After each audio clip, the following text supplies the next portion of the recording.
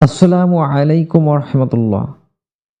কোরআনের অনুসরণ চ্যানেলের মূল উদ্দেশ্য আল্লাহর সন্তুষ্টি অর্জন করা, কারো পক্ষে বা বিপক্ষে অবস্থান করা নয়।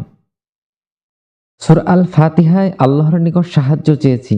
হে আল্লাহ, আপনি আমাদের সহজ সরল সঠিক পথের দিশা দান করুন। আমরা আপনার নিয়ামত প্রাপ্তদের অন্তর্ভুক্ত হতে চাই এবং পথভ্রষ্টদের পথে চলতে চাই না। এজন্য কোরআনের অনুসরণ করে ইসলামের বিধিবিধান সঠিকভাবে জানাই আমাদের মূল উদ্দেশ্য। ইসলাম নিয়ে আমাদের মুসলিম সমাজে মতানৈক্যতা বা মতবিরোধ তৈরি হয়ে থাকে, যার কারণে অসংখ্য সাধারণ মুসলিম বিভ্রান্তিতে পড়ে যায়। কোনটা সঠিক কোনটা বেঠিক বুঝতে পারি না। এমন কোনো বিষয় আমাদের সামনে উপস্থাপন হলে আমরা সেই বিষয়টা নিয়ে কোরআন ও হাদিসের আলোকে শিক্ষামূলক আলোচনা করব ইনশাল্লাহ। আমরা কোনো দল মত বা ব্যক্তির উপর অন্ধবিশ্বাস স্থাপন করতে চাই না। পাশাপাশি কারো পক্ষে বা বিপক্ষে কোনো মত প্রকাশ করার ইচ্ছা আমাদের নেই। আমরা শুধু সত্যের সন্ধান করতে চাই। সত্যের সন্ধান করতে যেয়ে আমাদের অজান্তে এবং অনিচ্ছাকৃত কারো বক্তব্যের পক্ষে বা বিপক্ষে চলে গেলে তা হবে একেবারে অনাকাঙ্ক্ষিত। তবে হ্যাঁ, কোনো বিষয় আলোচনা করতে গেলে বা বুঝতে গেলে একটা পক্ষপাত আসবে, তা হলো কোরআন ও হাদিসের আলোকে, আমাদের ব্যক্তিগত কোনো মতের প্রকাশ নয়। আমাদের এই কোরআনের অনুসরণ চ্যানেলটি তৈরি করার প্রয়োজনীয়তা কেন হলো, এই বিষয়টা আমরা আপনাদের সকলের নিকট অবগত করছি ইনশাআল্লাহ। আমরা অসংখ্য সাধারণ মুসলিম রয়েছি যাদের কোরআন ও হাদিসের গভীর জ্ঞান নেই। আমরা কোরআন ও হাদিসের জ্ঞানী মানুষের বক্তব্য শুনে ইসলাম মেনে চলি এবং এটাই আমাদের একমাত্র ইসলাম মেনে চলার পথ। আমরা কোরআন নিয়ে বা কোরআনের আয়াত নিয়ে কারো মাঝে কোনো মতানৈক্যতা আছে শুনতে পেয়েছি বলে মনে হয় না।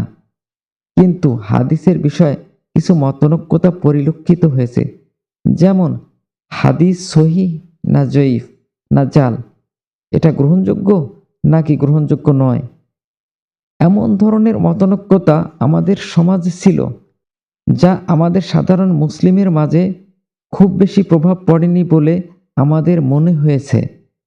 আজ আমরা সাধারণ মুসলিম হতাশাগ্রস্ত। তার কারণ আমরা মুসলিম সমাজ জেনে আসছি ইসলাম মেনে চলার জন্য কোরআন ও নবী মুহাম্মদ সাল্লাল্লাহু আলাইহি ওয়াসাল্লামের হাদিস প্রয়োজন। কিন্তু আমাদের সমাজে কিছু ভাই আছেন, তারা দাবি করেছেন কোরআন ইসলাম মানার জন্য যথেষ্ট, এখানে হাদিসের প্রয়োজন নেই। তারা এ বিষয়ে কোরআনের অনেক আয়াত দিয়ে দলিল পেশ করেছেন। ঠিক তখনই আমরা বিভ্রান্তিতে পড়েছি। শুধু কোরআন অনুসরণ করলে আমাদের আদায়কৃত নামাজ নিয়ে সমস্যা সৃষ্টি হচ্ছে, কারণ কোরআনে আমাদের আদায়কৃত নামাজের পূর্ণাঙ্গ কোনো বিষয় উল্লেখ করা হয়নি। কোরআনে কিয়াম রুকু সেজদা কখনো একসাথে এক আয়াতে এসেছে, কখনো আলাদাভাবে উল্লেখ করা হয়েছে। ওয়াক্তের বিষয়ও বেশ জটিল সমীকরণে দাঁড়িয়েছে।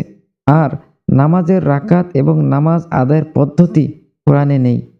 এখন শুধু কোরআন অনুসরণ করলে আমাদের আদায়কৃত নামাজ কখনো আদায় করা সম্ভব নয়। নামাজ আদায় করতে গেলে অবশ্যই আমাদের হাদিসের প্রয়োজন। হাদিস ছাড়া নামাজ আদায় করার কোনো সুযোগ নেই। এখন আমরা শুধু কোরআন অনুসরণ করে নামাজ ছেড়ে দিব, এটা আমাদের সাধারণ মুসলিমের পক্ষে কোনোভাবে সম্ভব নয়। নামাজ আদায় করা ছেড়ে দিয়ে আমরা কিভাবে মুসলিম হতে পারি? তাই আমাদের উদ্দেশ্য হলো কোরআন হাদিস অনুসরণ করতে বলে কিনা তা জানা আমাদের খুব প্রয়োজন। হাদিসবিহীন ইসলামের হুকুম আহকাম সম্পূর্ণ নাকি অসম্পূর্ণ, তা কোরআন থেকে জানবো ইনশাল্লাহ। কোরআন কি বলে? হাদিস, ফিকহ, ইজমা, কিয়াস গ্রহণ করতে না ত্যাগ করতে? আল্লাহ আমাদের সঠিক পথের দিশা দান করুন, আমিন। আর প্রিয় মুসলিম ভাই এবং বোনেরা, আপনারা আমাদের সাথে থাকুন, সঠিক সমাধান পাওয়ার জন্য সাহায্য করুন।